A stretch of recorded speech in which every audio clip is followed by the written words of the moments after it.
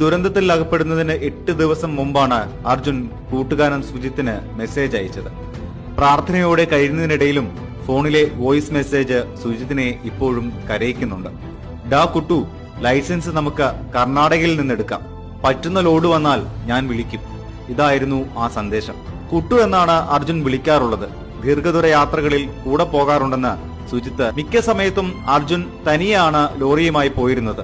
കൂടുതൽ ലോഡുണ്ടാകുന്ന സമയത്താണ് തന്നെ വിളിക്കാറുള്ളതെന്ന് സുജിത്ത് പറയുന്നു. മറ്റാരും കൂടെയില്ലാതെ ഇത്രയും ദീർഘയാത്ര പോകുന്നത് അപകടമല്ലേ എന്ന് ഒരു തവണ അർജുനോട് ചോദിച്ച സംഭവം വിഷമത്തോടെ സുജിത്ത് ഓർക്കുന്നു.